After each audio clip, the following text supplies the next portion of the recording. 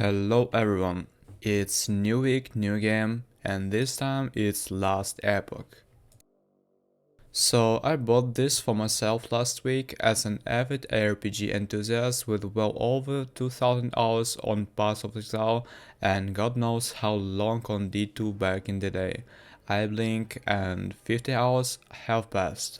This game shows phenomenal promise. The devs are super active and pumping out content and fixes at a rapid rate and have been faithfully following their roadmap plan. Last Epoch is far easier to get into than Employer, with a much more approachable passive and active skill system. Every weapon type can be used by every class, which allows for some juicy build diversity.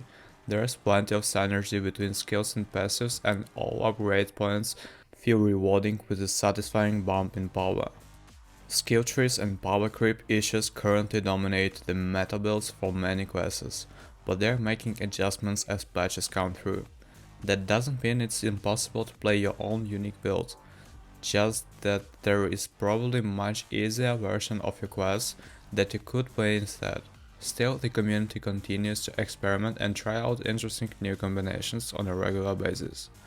I'm hopeful that the new subclasses and old class reworks will allow for rebalancing to effectively smooth out the power curve. Endgame needs a massive rework, and is mostly what I would consider legacy at this point. The developers have continued to add new forms of content to the endgame, but have not had the chance to tweak the old grind much. This leads to your first many hours after the campaign begin as slog-throughs, slow-paced and easily create content. Once you clear that through, there are more challenging pieces of content ahead. Randomized modifiers need adjustment, but the overall feel is positive.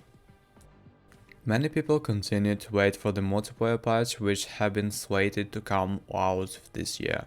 If you're someone who likes to play RPGs with your friend, I would recommend waiting for that patch to come. If you're someone who is willing to learn and play around until multiplayer comes out, there's tons of content and fun experimentation to be had. Let's go over some pros. Tons and tons of character customization. Got all the basic equipment, rings, belts, amulets and idols. A neat item that provide powerful buffs to stats.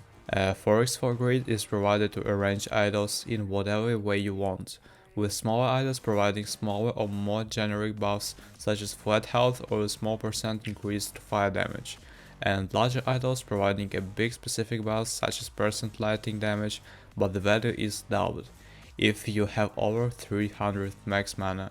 These idols allow for a lot of extra customization.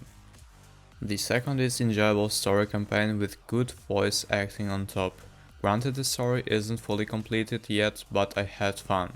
Time travel, cosmic horror, many biomes and environments, immortal emperors and imperial scouts. What's not to like? And the third is telegraphed enemy attacks.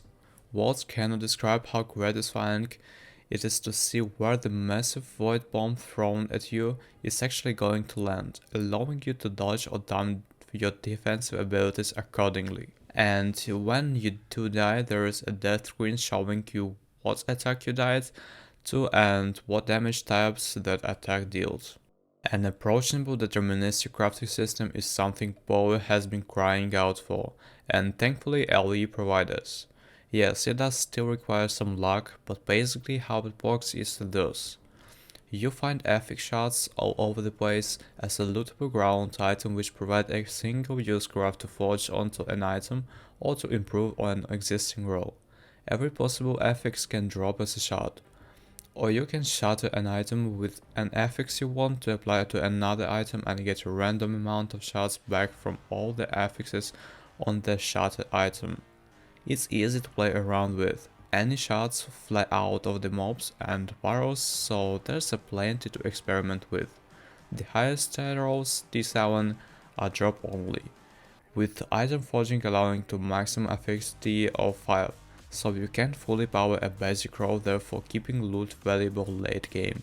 Fracturing an item prevents it from being modified anymore, and can even lower your epic tiers, so it's basically a game of chicken if you want to upgrade your item more and more. The Monolith of Fate is a solid endgame ruin, allowing you to unlock permanent character upgrades upon completing the mini quest lines contained with each Monolith stage. Endless arena keys can drop from the Monolith loot chest, allowing you to challenge the appropriately named Endless Arena against waves of mobs, providing a good chunk of XP. Advanced affix descriptions provide a description of an affix, for example, chance to inflict a shock. It's a possible item affix, and if you hold out while hovering over the item, it will tell you exactly what shock does. All the defensive mechanics show the math behind them.